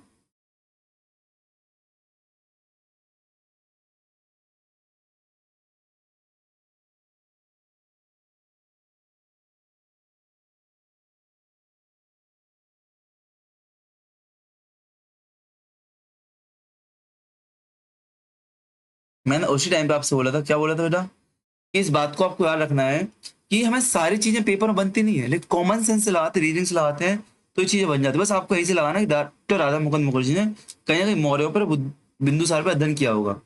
अशोक के यदि मौर्य साम्राज्य के प्रसार की बात करूं तो अशोक ने अपने सम्राट बनने से पूर्व तक्षशिला और उज्जैन का गवर्नर रह चुका था। अपने तक्षशिला कब गया था भैया, वहां पर विद्रोह दबाने के लिए गया था। दिव्य बदान के अनुसार अशोक ने अपने बड़े भाई सुसीम की हत्या कर सत्ता प्राप्त की थी। फायान और हंसांग और सिंह ने सुसीम की हत्या के पश्चात अशोक के शासक बनने का उल्लेख किया। किसने, फायान ने, हंसांग ने, सिंह ने। अब इसकी जानकारी कहाँ से मिलती होगी, हमें बौद्ध ग्रंथों से मिलती होगी, बौद्ध ग्रंथों से। बौद्ध ग्रंथ क्या, दिव्य बदान है, यही तो कॉमन सेंस है। तो ये फायान, हंसांग, सिंह क्यों आए थे इंडिया में, बौद्ध धर्म का अध्ययन करने के लिए आए थे, हाँ है ना। तो उसी के हिसाब से जानकारी मिल रही है, उसी के हिसाब से आपको जानकारी मिल रही है। महावंश ने अशोक के 11 भाइयों की हत्या का उल्लेख मिला है। देखो दिव्योदान ने क्या, बड़े भाई सुसीम की, महावंश ने 11 भाइयों की, वहीं महाबोधि वंश ने 99 भाई, और लामा तारानाथ के अनुसार 6 भाइयों की हत्या करने की बात की है। इतिहासकार सामंता 99 भाइयों की हत्या का प्रतीक मानते हैं। क्या, इतिहासकार सामंता 99 भाइयों की हत्या का प्रतीक मानते हैं। एक छोटा शॉर्ट निकालू ऐसे में, देखो जब अशोक गद्दी पे बैठता है तो एक बहुत क्वेश्चन पूछा जाता है कि भैया अशोक ने कितने भाइयों की हत्या की थी। तो देखो अलग अलग आपके लिए अलग अलग जानकारी देते हैं। जैसे अब दिव्य बदान लिखा हो, दिव्य बदान, तो दिव्य बदान से आपको जानकारी मिलती है अशोक ने अपने बड़े भाई सुसीम की हत्या की थी। वहीं ह्वेनसांग, फायान और सिंह, ये तीनों बौद्ध यात्री हैं। भैया बौद्ध यात्री है तो बौद्ध अध्ययन किया होगा, ठीक है ना। तो इनसे भी क्या, सुसीम की हत्या की जानकारी मिलती है। बात करते हैं महावंश की, महावंश की, तो महावंश आपको 11 भाइयों की हत्या की जानकारी मिलती है। वहीं महाबोधि वंश से आपको 99 भाइयों की हत्या की जानकारी मिलती है। तो एक लामा तारानाथ है जो कि तिब्बत आपके बौद्ध हैं, इनसे 6 भाइयों की हत्या की जानकारी आपको मिलती है, ठीक है ना। हालांकि इतिहासकार उसको मानते भैया ने क्या 99 भाइयों की हत्या की थी। अशोक के 5वें अभिलेख से उसके जीवित भाइयों के परिवार के उल्लेख की जानकारी मिलती है। तो पांचवा शिलालेख याद रखना, फिफ्थ रॉक कट। ये आपसे पूछा गया है कि अशोक के किस अभिलेख में उसके जीवित भाइयों को साक्ष्य मिलता है, तो याद रखना बेटा पंचम शिलालेख में।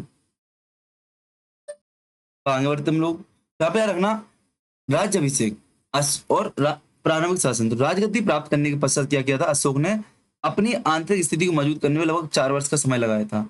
इसके पश्चात उसने क्या किया था, विधिवत राज्यभिषेक किया था 269 ईसा पूर्व में। 269 ईसा पूर्व में क्या किया था भैया, राज्यभिषेक कराया था। और अशोक ने अपने राज्यभिषेकों से ही वर्ष की गणना प्रारंभ की है। जिस दिन से राज्यभिषेक हुआ था तभी से गणना प्रारंभ की, ठीक है ना।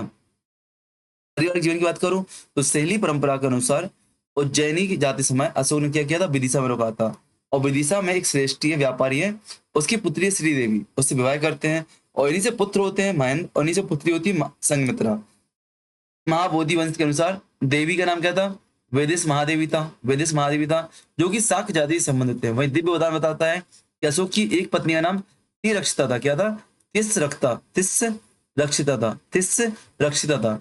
और अशोक के अभिलेख में केवल उसकी एक पत्नी कारुवाकी का नाम मिलता है और उसके पुत्र तीवर की माता, उसके पुत्र कौन थे, तीवर। तो याद रखना अशोक के अभिलेखों में कभी श्रीदेवी का उल्लेख नहीं है। सुनो, अशोक के अभिलेखों में किसका नाम मिलता है, कारुवाकी का। वहीं दिव्य बदान किसका नाम लेता है, तिरक्षता का। महाबोधि वंश क्या बोलता है, वैदिक क्या, वेदिस महादेवी का। और आपकी सहेली परंपरा क्या बोलती है, वैसे विदिशा गए थे और उनकी पुत्री का नाम, वो श्रेष्ठी की पुत्री देवी से विवाह किया था, महेंद्र संघमित्रा पुत्र हुए थे। फेमस तो यही है आपके, लेकिन अभिलेख में किसका नाम मिल रहा है बेटा, कारुवाकी का। ये आपसे पूछा गया है, कारुवाकी, कारुवाकी आपसे पूछा गया है, इस बात को आपको याद रखना है, ठीक ना। बात करते हैं प्रारंभिक विजय की। तो लामा तारानाथ के अनुसार, लामा बौद्ध इतिहासकार है, लामा तारानाथ के अनुसार बिंदुसार के समय खस्या और नेपाल के लोगों ने विद्रोह किया था। अशोक इन विद्रोह को दबाने के लिए उन क्षेत्र में गया था और अपने मौर्य साम्राज्य में ला लिया था। कलिंग विजय की बात करते हैं तो अशोक ने अपने राज्य अभिषेक के 8वें वर्ष, देखो एक एक पॉइंट याद करना, अपने राज्य अभिषेक के 8वें वर्ष अर्थात 261 ईसा पूर्व में, कब, 261 ईसा पूर्व में, लगाओ हिसाब, 269 से 8 घटाओ, 261 बचा। तो 261 ईसा पूर्व में कलिंग पर आक्रमण किया। उसके 13वें शिलालेख से ज्ञात होता है। तो जानकारी कहां से मिलती है, 13वें शिलालेख से। कहां से, 13वें शिलालेख से। फिर से सुनना, कितने बेटा, 8वें वर्ष आक्रमण किया था, 13वें शिलालेख से जानकारी मिलती है। लगभग 1 लाख लोग मारे गए थे और 1.5 लाख को युद्ध बंदी बनाया गया था। अगर मैं यहाँ पर 1.5 लाख बोल दूं ना, तो जो मेरे प्रिंसिपल सर थे आरपी प्रजापति सर, वहीं पे आगे और तार के जूता फेंक के मारते थे। बोलते साले तुमको साहूकार बना रहे का, तुमको व्यापारी बना रहे का, तुम विद्यार्थी हो, उसको 1,50,000 बोलो, 1.5 लाख नहीं, ठीक है ना।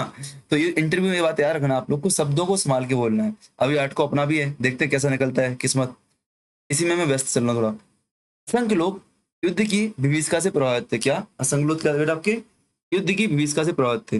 कलिंग युद्ध के कारण की बात करूं तो कौटिल्य के अर्थशास्त्र के अनुसार कलिंग हाथियों के लिए प्रसिद्ध था। कलिंग हाथियों के लिए प्रसिद्ध था। संभवतः इन्हें प्राप्त करने के उद्देश्य से क्या किया था, अशोक ने कलिंग पर आक्रमण किया था। इस बात को आपको क्या, कलिंग युद्ध के कारणों में क्या, कौटिल्य के अर्थशास्त्र के अनुसार कलिंग हाथियों के लिए प्रसिद्ध था और संभवतः कलिंग युद्ध के लिए इसने हाथियों का इस्तेमाल किया था। प्लिनी के अनुसार कलिंग व्यापार और वाणिज्य का प्रमुख केंद्र था, इसलिए उस पर अधिकार स्थापित करने का प्रयास किया था। तो देखो कलिंग युद्ध के कारण क्या थे, 2 कारण बताए यहाँ पे, एक हाथियों का कारण बताया अपन ने, एक व्यापार वाणिज्य बताया, ठीक है ना। कौटिल्य का अर्थशास्त्र हाथियों का बोलता है और प्लिनी आपको व्यापार वाणिज्य बोलते हैं। इन दोनों बात को आपको याद रखना है। कलिंग युद्ध के परिणाम क्या होते बेटा, कलिंग युद्ध की विविधता देखकर अशोक हक्का बक्का रह जाता है। भाई साहब बाद में क्या करते हैं, हमको लड़ाई नहीं करनी है, हम इतने लोगों को नहीं मार सकते हैं, हम अपनी प्रजा को दुखी नहीं देख सकते हैं। तो क्या करते हैं, बौद्ध धर्म को ग्रहण कर लेते हैं। इसके पश्चात क्या, उसने दिग्विजय के स्थान पर क्या, धम्म विजय, बेरी घोष की जगह पर, बेरी घोष की जगह पर धम्म विजय की नीति अपनाई थी। इस बात को आपको रखना है, ठीक है ना। धम्म विजय की नीति अपनाई थी। समकालीन विदेशी शासक कौन कौन से, यहाँ से कुछ बनता है अशोक के समकालीन विदेश में शासक कौन कौन से, ठीक है ना। तो मिस्र में तुर्मा आपको अशोक का समकालीन मिलेगा। अशोक के बाद मौर्य साम्राज्य का विघटन हो जाता है। आपको लगा कि अशोक अभी खत्म हो गया, नहीं, बहुत बड़ा है बेटा। अभी देखना, अभी तो सिर्फ आपके व्यक्तित्व बता रहे हैं, इसके नोट्स का जो पैटर्न पहले व्यक्तित्व है, फिर पूरा अशोक का भी साम्राज्य इत्यादि इत्यादि चीजें आपके आने वाली है। अशोक के बाद मौर्य साम्राज्य का विघटन होता है। अशोक की मृत्यु के पश्चात कश्मीर का क्षेत्र जालिक के अधीन आ जाता है। उत्तर पश्चिमी क्षेत्र इंडो ग्रीक पर वापस अधिकार हो जाता है। विंध्य का क्षेत्र, विंध्य क्षेत्र में क्या आपको 7वां सत्ता मिलती है। उड़ीसा में आपको मेघवान मिलता है, ठीक है, जहाँ पे खारवेज शासक आपको मिलेंगे। गुजरात के तथा पश्चिमी प्रदेशों में आपको अशोक के पौत्र संप्रति का शासन मिलता है, जिसकी राजधानी उज्जैन मिलेगी आपको। शेष भाग मगध साम्राज्य था, जिसकी राजधानी पाटलिपुत्र रही। और मौर्य वंश का अंतिम शासक कौन था? वृत्रथ था। कौन था बेटा? वृत्रथ था। एक वृत्रथ वंश की शुरुआत हुई थी मगध पर। ये आपका वृत्रथ व्यक्ति यहाँ पे अंतिम शासक है। 185 ईसा पूर्व में जो सेनापति था पुष्यमित्र शुंग क्या करता है? उसकी हत्या कर देता है वृत्रथ की, और शुंग वंश की स्थापना करता है। क्या करता है? शुंग वंश की स्थापना करता है। ये आपका अशोक के समकालीन विदेशी शासक आपका हो गया। और अशोक के बाद साम्राज्य का विघटन कैसे हुआ? फिर से देखो, एक पॉइंट्स आपका रहे कश्मीर में कौन है बेटा? देखो, अगर अपन मैप पे बना यहाँ पे, मैं आपको जगह इसमें है नहीं, दूसरा पेज रखा है यहाँ पे का। अच्छा, ये फॉर्म वगैरह में फिल कर रहा था ये आपको। अच्छा, रिसर्च देखो पूरा बना रखा है। ये सब काम भी मैं करता हूँ, यदि किसी को बनवाना हो ना तो बनवा सकता हूँ। हालांकि इसके पैसे लगते हैं, काम फ्री नहीं करता हूँ मैं, अच्छा खासा पैसा मिलता है इसे काम करता हूँ। और पूरा खुद का ही मेहनत होती है। देखो, मैं मैप बना रहा था यहाँ पे, मैं बता रहा था क्या। नहीं, इस पे नहीं, मैं अभी इसको सेव करना पड़ी, दिक्कत, इसको हटाओ। ये पर्सनल प्राइवेट चीजें मत करो तुम नाटक। ये वो एग्जाम था जिसमें हम 0.1 से रह गए थे, अभी दिख गया ना आपको? वो एग्जाम जिसमें 0.1 नंबर से रह गया था मैं। किस्मत बोलते हैं ना, किस्मत। चलो, तो बात करते हैं हम लोग। कहाँ इसकी बात कर रहा था मैं? कश्मीर में आपको क्या? कश्मीर में आपको जीलक मिलेगा। कश्मीर क्या आपको? जालिक महोदय मिलेगा, जालिक महोदय। उत्तर पश्चिम में आपको इंडो ग्रीक मिल जाएंगे। दक्षिण विंध्य क्षेत्र में आपको सातवाहन मिल जाएंगे। उड़ीसा में मेघवाल मिल जाएगा। गुजरात में आपको अशोक के पुत्र संप्रति मिल जाएंगे। और सिंध में पाटलिपुत्र आपको मिल जाएगा। अंतिम से बृहद्रथ। अशोक की बौद्ध यात्रा, बोध गया की यात्रा, बोध गया अब कब मिलता है? तो अशोक ने अपने शासन के 10वें वर्ष में बोध गया गया। अब आक्रमण कब किया था? 8वें वर्ष में किया था, कलिंग पर। जानकारी 13वें अभिलेख से मिलती है, ठीक है ना? मौर्यों की वंशावली देखते हैं यहाँ पे। एक भाई बहुत टाइपिंग है इसमें, तो आप लोग ध्यान दीजिए, टाइपिंग बहुत मिस्टेक है इसमें। मौर्यों की वंशावली, हटाओ यहाँ से अभी चीजें। ये एक्स्ट्रा पॉइंट जुड़ा है भाई, कुछ एक्स्ट्रा पॉइंट जुड़े यहाँ पे, ठीक है ना? बिंदुसार चंद्रगुप्त मौर्य का उत्तराधिकारी था, देख लिया अपन ने। अमेट्रिकेसस हो गया, शत्रु को नाश करने वाला हो गया, ठीक है ना? बिंदुसार के पुत्र थे सुसीम, अशोक, तिस। क्या थे? सुसीम, अशोक, तिस। अशोक ने सुसीम की हत्या की थी, दिव्य बलिदान के अनुसार, पता है आपको। तिस आपके तक्षशिला साइड में थे, ठीक है ना? अशोक देखा मौर्य वंश का सर्वाधिक महान सम्राट था।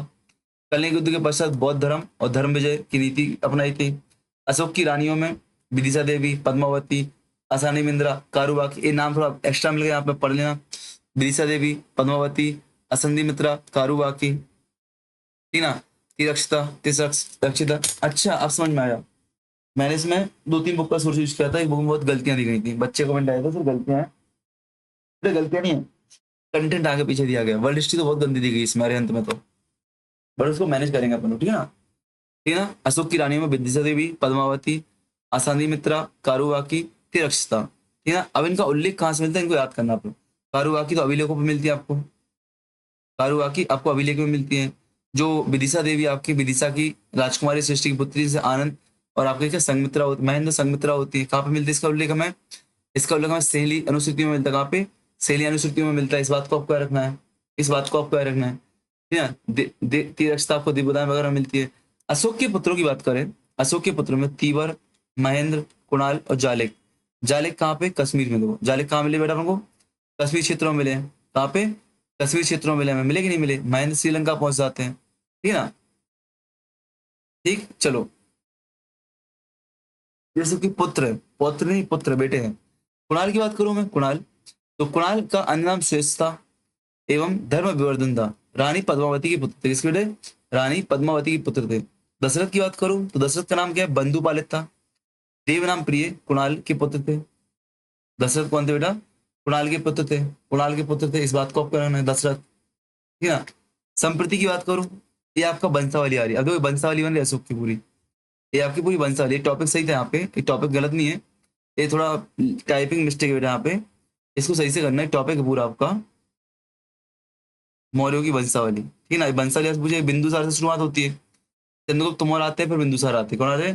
चंद्रगुप्त मौर्य आते हैं, संस्थापक होता है, ठीक है ना? पहले क्या? चंद्रगुप्त मौर्य, यहाँ पे ऐसे लिखो, पहले चंद्रगुप्त मौर्य, मौर्य वंश के संस्थापक। दूसरे बिंदुसार आपको मिले, बिंदुसार के बाद आपको अशोक मिले। क्या मिले? अशोक मिले। तो अशोक के बारे में यहाँ पे देखिए जानकारी है, अशोक की जानकारी देखो यहाँ पे लिखी है पूरी, ठीक है ना? आप सुधार लेना क्लास उसमें। फिर आपको कुणाल मिलेंगे। कुणाल कौन है बेटा? अशोक के बेटे हैं। कुणाल कौन है? अशोक के बेटे हैं, ठीक है ना? दशरथ कौन है? कुणाल के पुत्र दशरथ हैं। दशरथ के पुत्र कौन है? संप्रति हैं, जो कि आपके पौत्र कहलाते हैं, ठीक है ना? इंद्रपालित वृषसेन के पुत्र थे। जैन परंपरा का महासंरक्षक माना गया संप्रति को। फिर आपको मिलेंगे, आपको शालीलोक मिलेंगे, शालीलोक, फिर आपको देव वर्मा मिलेंगे, देव वर्मा, फिर आपको सतधनुष मिलेंगे, फिर आपको बृहदरथ मिलेंगे। तो कितने शासक आपको, एक दो, देखो शासक कितने, काउंट करो, काउंट करो यहाँ पे, देखो काउंट करो आप लोग। सबसे पहले आपको कौन मिला बेटा, एक क्रम याद करना है कि क्रम पूछा गया, इनसे शासकों के नाम पूछे जाते हैं। क्या मिला आपको इनमें, सबसे पहले क्या, चंदू भैया, फिर बिंदु भैया, चंदू बिंदु अशोक, कुणाल, दशरथ, चंदू बिंदु अशोक दशरथ कुणाल, ठीक है ना। फिर आपको संप्रति मिल जाएंगे, कौन, संप्रति, ठीक है ना, कुणाल दशरथ संप्रति। फिर शालीलोक देव वर्मा, शालीलोक देव वर्मा, ठीक है ना। फिर देव वर्मा का नाम देव वर्मन सोमवर्मन, फिर सत धनुष और व्रतरथ, क्या, सत धनुष, सत धनुष आपके व्रतरथ। ये आपको कितने शासक मिले टोटल, देखो काउंट करो तो 1 2 3 4 5 6 7 8 9 10 11, 1 2 3 4 5 6 7 8 9, अरे यार 1 2 3 4 5 6 7 8 9 10, कितने बेटा, ये 10 शासक आपको मिलते हैं। कितने, 10 शासक मिलते हैं मौर्य काल में, याद रखना। वंशावली फिर से पढ़ो, चंदू बिंदु अशोक कुणाल दशरथ, ये 5 से याद होगा आपको। अब संप्रति सलीलोक देव वर्मा शत्रुघ्न और बृहदरथ, शत्रुघ्न और आपके बृहदरथ, आपको ऐसे याद करना है, ठीक है ना। चलो अब इनको कुछ जानकारी देखिए। कुणाल कौन था बेटा, कुणाल का अन्य नाम श्रेष्ठ था, इसको धर्म या धर्म विवर्धन इसका नाम था। रानी पद्मावती के पुत्र थे, अशोक के पुत्र थे। पौत्र, तो अशोक के पौत्र दशरथ आपको मिलेंगे, अशोक के पौत्र मिलेगा आपको दशरथ, क्या मिलेगा, दशरथ, ठीक है ना। ठीक, बंधुपालित देवनाम प्रिय कुणाल इससे कहा जाता है, यही वो है आजीवन संप्रदाय वाले जिन्होंने क्या, आजीवन संप्रदाय के लिए क्या बनाई थी बेटा, आपकी गुफाएं बनाई थी बराबर की, नागार्जुनी गुफाओं पर, नागार्जुनी और बराबर की गुफाएं, ठीक है ना। संप्रति की बात करें तो संप्रति का नाम इंद्रपालित है, इंद्रपालित वृषसेन के पुत्र हैं, जैन परंपरा का संरक्षक है संप्रति। शालीलोक की बात करूं, शालीलोक की तो नाम बृहस्पति है, संप्रति के पुत्र है।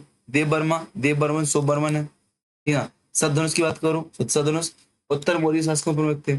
अंतिम में बृहदरथ मिलेंगे, अंतिम शासक था जिसकी हत्या पुष्पमित्र शुंग ने कर दी थी। तो आपकी एक हेडिंग थी यहाँ पे, क्या हेडिंग बेटा आपकी जी, मौर्य काल की वंशावली, क्या बेटा आपकी कहेंगे जी, प्रॉपर हेडिंग है क्रोनोलॉजी ऑफ द मौर्यास। इसको प्रॉपर हेडिंग कर लेना, हाईलाइट कर लेना, लिख लेना नोट्स में, जिसको मैंने नोट्स भेज दिया ना कर लेना इसको, ठीक है ना। 5-6 बच्चे जो आपको नोट्स मिलते हैं। आगे बढ़ते हम लोग, बात करते हैं अशोक का धर्म और उसकी प्रगति। तो राजतरंगी से हमें ज्ञात होता है, राजतरंगी से क्या ज्ञात होता है कि बौद्ध धर्म ग्रहण करने से पूर्व अशोक शैव धर्म, ये पूछा गया है। अशोक की जानकारी राजतरंगी से ही मिल रही है और मालूम चलता है कि अशोक क्या बौद्ध धर्म को ग्रहण करने से पहले शैव को मानता, शैव धर्म का अनुयायी था। दीपवंश और महावंश से जानकारी मिलती है कि अशोक ने शासन के चौथे वर्ष में निग्रोध नामक 7 वर्षीय बौद्ध भिक्षु से दीक्षा ग्रहण की थी। क्या रखना, इससे बेटा में दीपवंश और महावंश से क्या जानकारी मिलती है बेटा, दीपवंश और महावंश से, दीपवंश और महावंश से जानकारी मिलती है कि अशोक ने, क्या बेटा, अशोक ने 7 वर्षीय बौद्ध भिक्षु से दीक्षा ग्रहण की थी, उसका नाम क्या, निग्रोध है। किससे जानकारी, दीपवंश महावंश से मिलती है। भाई मोगली पुत्र तिष्ठ कहते हैं, इनके प्रभाव पे आकर पूर्ण रूप से बौद्ध धर्म का अनुयायी बन गया था। मोगली तिष्ठ के प्रभाव में आकर अशोक के टाइम पे तीसरी बौद्ध संगति होती है, उसकी अध्यक्षता वैसे वही करते हैं। और दिव्य बदान के अनुसार अशोक को बौद्ध धर्म दीक्षित करने का सिर्फ उपगुप्त को जाता है, आपसे बार बार पूछा गया है, ये नाम आपसे पूछा गया है। बट यार दिव्य बदान के अनुसार क्या बेटा आपका उपगुप्त है, और दीपवंश महावंश के अनुसार आपका निर्ग्रोध है। इस बात को आपको याद रखना है, ठीक ना, इस बात को आपको याद रखना है। और मोगली तिष्ठ के प्रभाव में आया था। बात करते हैं अशोक के बौद्ध धर्म होने के प्रमाण कहाँ कहाँ है, तो बुद्ध बौद्ध तीर्थ यात्रा की भैया यात्रा करते हैं अशोक भाई साहब, तृतीय बौद्ध संगति का आयोजन करवाते हैं। तृतीय बौद्ध संगति के अनुसार उपरांत धर्मदूतों को विभिन्न क्षेत्रों में से धर्म का प्रचार करने के लिए भब्रू शिलालेख में बुद्ध धर्म संघ मिलता है। ये आपको याद रखना, पूछा गया आपसे, ये आपके लिए महत्वपूर्ण बेटा। बुद्ध धर्म और संघ अपनी आस्था कहाँ व्यक्त करता है अशोक, तो भब्रू शिलालेख में, भब्रू शिलालेख में अशोक के भब्रू शिलालेख में आपके बौद्ध धर्म के 3 रत्न बुद्धम शरणम गच्छामि, बुद्ध धर्म संघ आपको मिलते हैं। सिज्जम अभिलेख, सिज्जम अभिलेख धर्म महामात्राओं को संघ में फूट डालने के लिए दंडित करने का आदेश दिया गया। मतलब कि धर्म महामात जो व्यक्ति थे, धर्म महामात नामक व्यक्ति थे, सज्जिम अभिलेख में बोलता है अशोक भैया अगर कोई व्यक्ति धर्म में फूट डालना उसको सजा दो, दंडित करो। मास के अभिलेख में स्वयं को बुद्ध शाक कहता है, क्या स्वयं को बुद्ध शाक कहते हैं, महत्वपूर्ण फैक्ट बेटा। मास के अभिलेख में क्या स्वयं को बुद्ध शाक कहता है, कौन कहता है, अशोक कहता है। बुद्ध शाक का अनुयायी बताया, बुद्ध शाक का अनुयायी स्वयं को बताता है। बुद्ध के लिए भगवान शब्द का प्रयोग करता है। अरोरा अभिलेख में बुद्ध के अवशेषों पर स्मारक बनाने का निर्माण किया। अरोरा अभिलेख में क्या, बुद्ध के अवशेषों पर स्मारक निर्माण करने का उल्लेख है। और वही महावंश के अनुसार अपने राज्याभिषेक के 18 वर्ष लंका के राजा, अपने महावंश के अनुसार अपने राज्याभिषेक के 18वें वर्ष लंका के राजा को भेजे गए संदेश में स्वयं को वह शाक पुत्र गौतम बुद्ध के धर्म का साधारण उपासक मानता है। साधारण उपासक मानता है। तो ये वो साक्ष्य हैं जो अशोक को बौद्ध साबित करते हैं। अशोक बौद्ध था। कौन कौन सा, फिर से पढ़ लो। तृतीय बौद्ध संगति, बौद्ध तीर्थ श्लोक यात्रा, धम्मदूतों की नियुक्ति, बब्रू शिलालेख जहाँ से 3 रत्न मिलते हैं, सिज्जम शिलालेख जहाँ पे धर्म महामात्रों को अधिकार दिया गया दंड देने का, मास्की शिलालेख जहाँ पे बुद्ध स्वयं को क्या, बुद्ध शास्त्र का अन्वय बताता है, अरोरा अभिलेख बुद्ध के अवशेषों पर स्मारक निर्माण अर्थात स्तूप निर्माण करने का साक्ष्य बताता है, और महावंश के अनुसार क्या, कि वह स्वयं को बुद्ध शास्त्र का क्या बताता है, भक्त बताता है या अनुयायी बताता है। ठीक है ना। अशोक की जो धर्म था, अशोक का धर्म था, अशोक का व्यक्तिगत धर्म बौद्ध धर्म था, किंतु उसका धर्म बौद्ध धर्म का संकीर्ण रूप नहीं था। याद रखना, एक व्यक्तिगत धर्म होता है, एक आपका धर्म वैसे भी आपका व्यक्तिगत विशेषता है। धर्म आपकी ऑलरेडी व्यक्तिगत विशेषता है। धर्म आपका इंडिविजुअल होना चाहिए, ना कि समाज का है सबको मानने वाला। ठीक है, जैसे मैं जैन धर्म का फॉलोअर्स हूँ तो मैं आपको नहीं बोलूंगा कि आप जैन हो तभी पढ़ो, नहीं तो नहीं पढ़ो। जैसे कई वीडियो देखी ना कोई नेता की कि मैं मुसलमानों को खाना नहीं दूंगा, देखी ना आपने कि नहीं, मेरा खाना कोई मुल्ला वल्ला नहीं खाएगा। अरे भाई, इंसानियत तो है। इंसान देखो, बाद में धर्म देखो, बाद में कर्म देखो। धर्म तो लोगों ने बनाया ना, थोड़ी भगवान ने बनाया। धर्म तो हम लोगों ने बनाया ना, पंथ तो हम लोगों ने बनाए। वह आर्चस क्या, अशोक क्या, अशोक 4 आर्य सत्य तथा अष्टांगिक मार्ग को अपने धर्म का आधार नहीं बनाता। इस बात को आप कह रहे हैं, अशोक ने क्या, ना आर्य सत्यों को ना अष्टांगिक मार्ग को अपने धर्म का आधार नहीं बताया। वह निर्माण के स्थान पर स्वर्ग की, हेवन की चर्चा करता है। ये भैया अंतर याद रखना है, अंतर के बिंदु याद रखना, ठीक है ना। ये अंतर के बिंदु आपको याद रखना है, नहीं तो फंस जाओगे। हेवन की चर्चा करता है, निर्माण की नहीं। भब्रू शिलालेख के अनुसार उसने अपने धर्म का आधार राहुलोवाद सूत्र और अथवा गेह विजय को बताया है। ये आपसे पूछा गया है, ये आपको कल ही पेपर में हम लोग सॉल्व कर रहे थे, परसों पेपर में, कि भब्रू शिलालेख के अनुसार क्या, उसने अपने धर्म का आधार क्या बताया, राहुलोवाद सूत्र बताया अर्थात गेह विजय बताया है। ठीक है ना, कल ही पढ़ा था हमने। फिर अशोक द्वारा प्रतिपादित धर्म मुक्ता नैतिक आचरण और सदाचार मानवीय मूल्यों पर संग्रह है। क्या, अशोक का जो धर्म है बेटा,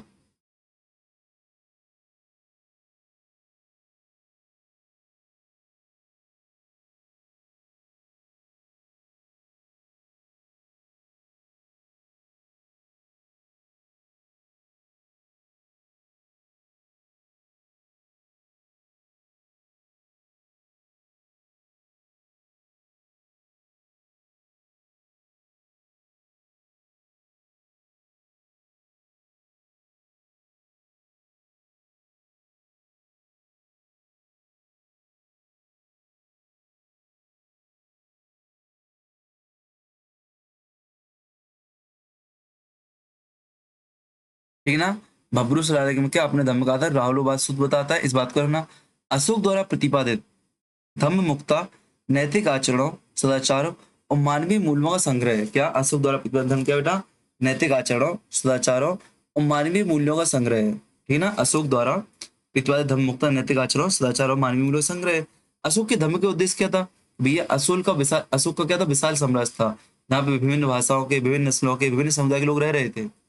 इन विविध समूहों को एक सूत्र में बांधने के लिए समन्वित नैतिक व्यवस्था को चाहिए थी, मोरल कंडक्ट आपको चाहिए थी, मोरल ऑर्डर आपको चाहिए थे। तो अशोक ने इसी की आवश्यकता अपने धम्म से पूर्ति की। तो धम्म इसी आवश्यकता का परिणाम था।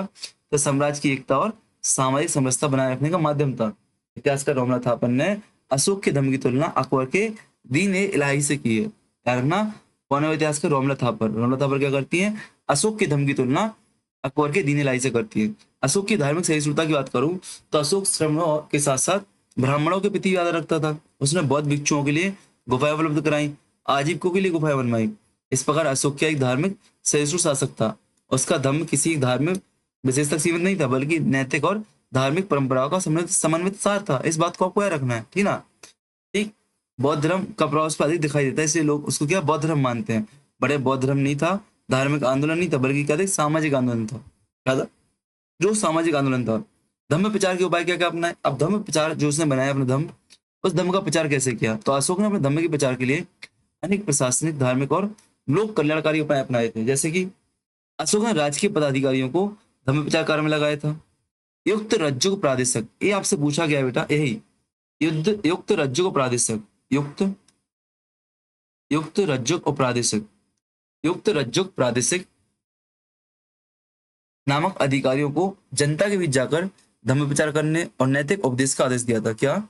नैतिक उपदेश देने का आदेश दिया था। तो आपसे पूछता है युक्त रज्जु प्रादेशिक 21 प्रकार के अधिकारी थे। तो ये वो अधिकारी थे जो अशोक के धर्म का प्रचार करते थे। क्या? ये वो अधिकारी थे जो अशोक के धर्म का प्रचार करते थे। ठीक है ना, इस बात को आपको याद रखना है, बात को आपको याद रखना है ना, इस बात को याद रखेंगे आप लोग। आगे बढ़े हम लोग, आगे बढ़े, चलो। है ना, अशोक अपने राज्याभिषेक के 13वें वर्ष में, अब देखो 8वें वर्ष में क्या किया? आक्रमण किया। जानकारी 13वें शिलालेख से मिलती है।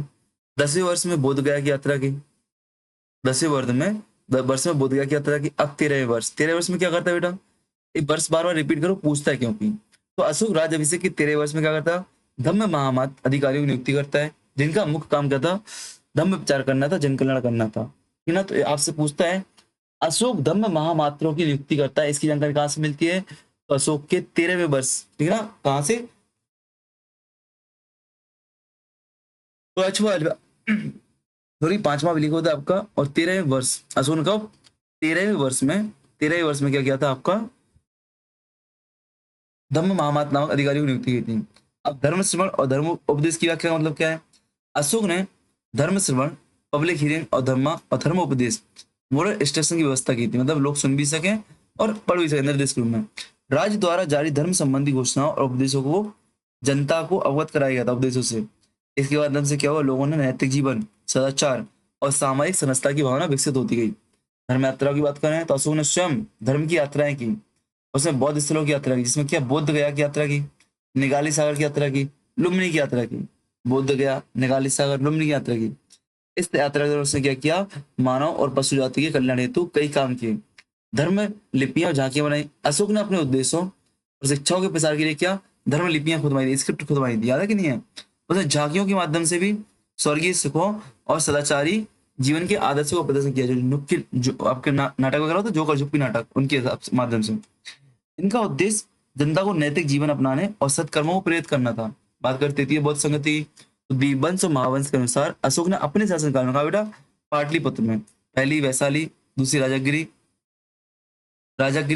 वैशाली, पाटलिपुत्र, ठीक है ना, तृतीय बौद्ध संगति का आयोजन किया। इसकी अध्यक्षता मोगली तिस्पुत ने की थी। समिति के समाप्ति के पश्चात बौद्ध धर्म के प्रचार के हेतु विभिन्न देशों में लोग गया। विभिन्न देशों में कौन सा लोग गया, ये महत्वपूर्ण है। कौन सा व्यक्ति कहाँ कहाँ गया, ये महत्वपूर्ण है आपके लिए। कौन सा व्यक्ति कहाँ कहाँ गया, ये महत्वपूर्ण है। जल्दी से देखो, महत्वपूर्ण नहीं है, ये आपसे पूछा जाएगा। देखो क्या याद करना, मैं शॉर्ट ले रहा हूँ, साथ में से इसको रिकॉर्ड कर रहा हूँ मैं। देखो पूछा जाएगा आपसे कि, आपसे पूछा जाता है कि अशोक ने किस क्षेत्र में कौन से व्यक्ति को धर्म प्रचार के लिए भेजा था। तो देखो यहाँ पे आपके मज्जिन तक दिखेंगे आपको, कश्मीर और गंधार क्षेत्र में। महारक्षित आपको मिलेंगे यवन देशों में। मध्यम आपको मिलेंगे हिमालय प्रदेश में। धर्मरक्षित अपरांतक देशों में। महादेव आपको महेश मंडल में, मैसूर अथवा मानदता क्षेत्र में। रक्षित आपको वनवासी क्षेत्र में, क्योंकि उत्तरी कन्नड़ में। महाधर्म रक्षित आपको महाराष्ट्र में। स्वर्ण और आपको उत्तर आपको स्वर्णभूमि में। महेंद्र संघमित्रा श्रीलंका में। तो इनको अच्छे से याद कर लेना, ऐसे पेपर में बनता है, क्वेश्चन पूछा जाता है ना, इनको याद कर लेना। आप भी इस क्लास को ज्वाइन कर सकते हो, डेली शाम को 7 बजे रिकॉर्डिंग मिलती है आपको यूट्यूब चैनल पर। क्या? देखो कौन कौन से बेटा, मस्जिद तक कहाँ पे बेटा? कश्मीर में। या चाहो तो मैप बनाओ, कुछ मैप से याद कर लो। इतना घटिया मैप नहीं बनाता हूँ मैं, इसे अच्छा बनाता हूँ, बट पता नहीं घटिया क्यों आने लग गया आजकल। भूगोल से हटकर इतिहास पे आए, घटिया होता है काम। देखो कश्मीर आपको कौन मिलेगा? मस्जिद तक। क्या? मस्जिद तक आपको मिलेंगे कश्मीर में। महारक्षित आपको कहाँ मिलेंगे बेटा? एवन देशों में। महारक्षित आपको एवन देशों में मिलेंगे, ठीक है ना। बात करते हैं हिमालय में आपको कौन मिलेगा बेटा? यहाँ पे हिमालय में आपको मध्यम मिलेंगे, तो नाम सेम टू सेम आ रहा है, ठीक ना। अपरांतिक कहाँ मिलेंगे आपको? अपरांतिक प्रदेश में धर्म रक्षित मिलेंगे। अपरांतिक पता नहीं कौन से प्रदेश बेटा, धर्म रक्षित हो जाएंगे। महाद्वीप आपको यहाँ पे दक्षिण साइड, मानधाता नगरी, धार मानधाता नगरी आपको याद है ना, यहाँ पे कौन मिलेगा? यहाँ पे आपको महादेव मिलेंगे, महादेव, महादेव। फिर रक्षित की बात करते हैं, रक्षित आपको उत्तरी कन्नड़, यहाँ पे कौन मिलेगा आपको? रक्षित मिलेगा, ठीक है ना। महाराष्ट्र में आपको महारक्षित, महारक्षित महाराष्ट्र में। स्वर्ण भूमि में आपको यहाँ पे स्वर्णदीप जावा सुमात्रा में कौन मिलेगा? सोना और उत्तरा। आपसे पूछा गया सोना और उत्तरा, सोना और उत्तरा। एक क्वेश्चन आपसे पूछा गया है सोना उत्तरा। स्वर्ण भूमि में कौन गया था प्रचार करने के लिए? सोना उत्तरा गए थे। और लंका में आपके महेंद्र संघमित्रा, लंका में आपके महेंद्र संघमित्रा। इस इन धर्म प्रचार से क्या होगा? बौद्ध धर्म क्या होगा? भारत की, बौद्ध धर्म क्या होगा? भारत की बाहरी सीमा तक निकला, ठीक है ना। इस बात को आपको रखना है। अब अशोक के प्रमुख अभिलेखी साक्ष्य, अशोक के प्रमुख अभिलेखी साक्ष्य कि अशोक को क्या क्या कहा जाता है, कहाँ पे क्या कहा गया है, ठीक है ना। तो देखते हैं आप लोग।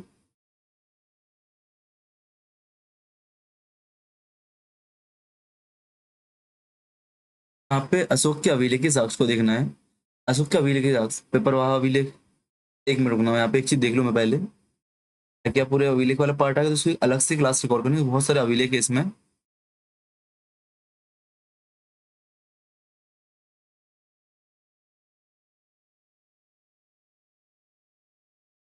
अभिलेख वाला पार्ट है, मैं एक अलग से रिकॉर्डिंग करूंगा। इसमें वो सारे अभिलेख, लघु स्तंभ लेख कौन से, गुफा स्तंभ लेख कौन से हैं, छोटे स्तंभ कौन से, बड़े कौन से, पृथक कौन से, स्वतंत्र कौन से हैं, ये सारी चीजें आपको एक साथ मिलेंगी, ठीक है ना। ये सारी चीजें एक ही क्लास में लोग करेंगे, तो बहुत बड़ी क्लास हो जाएगी, नहीं तो ये वाली 1 घंटा तो ही गया है, ठीक है ना। और आप लोग की डिमांड है सर एक दिन में 2 क्लास करो, 3 क्लास में करूंगा। एक बार हेल्थ इशू ठीक होने तो वापस 2 से 3 करूंगा मैं। और 8 तारीख को आप इस बार संडे को मैराथन नहीं करूंगा मैं, संडे को क्लास ही दूंगा, मैं आपको बता दूं पहले। इस बार संडे को मैराथन नहीं, एक क्लास करूंगा मैं। और थोड़ा एक्स्ट्रा क्लास दूंगा, क्योंकि 8 तारीख को 7 और 8 2 दिन क्लास बंद रहेगी। अब 7 8 9 3 दिन आपकी क्लास बंद रहने की संभावना है, कि बाहर करना है। तो मैंने अभी से बता दिया कि अब थोड़ा क्लास एक्स्ट्रा मिल जाएंगी। संडे को मैराथन नहीं करूंगा, संडे को क्लास ही करूंगा मैं, ठीक है ना। तो बेस्ट ऑफ लक, बेस्ट विशेष, मिलते हैं नेक्स्ट क्लास में। लाइक कमेंट शेयर सब्सक्राइब जरूर करना क्लास को। और जो भी सजेशन आप लोग डालते रहो क्लास में, ठीक है ना। और नोट्स, हाँ नोट्स का मैं बताया लास्ट में बताऊंगा मैं। तो नोट्स के लिए आपको @AJN पे क्लिक, टेलीग्राम आईडी पर @AJN। पता क्या हो रहा है, बहुत ज्यादा पसीना आ गया ना, बिना लाइट के यहाँ बैठा हुआ ना, तो पूरे बॉडी मूवमेंट काम करना बंद कर दिया है। कैसे क्या करना है, चलो। @AJNKIT, इस आईडी पर आप क्या करो, मुझे मैसेज डाल दो, और जो भी आपको एक मिनिमम पेमेंट रहेगा उस पेमेंट को करके आपको पीडीएफ मिल जाएगा, ठीक है ना। तो best of luck, best of luck, best of luck.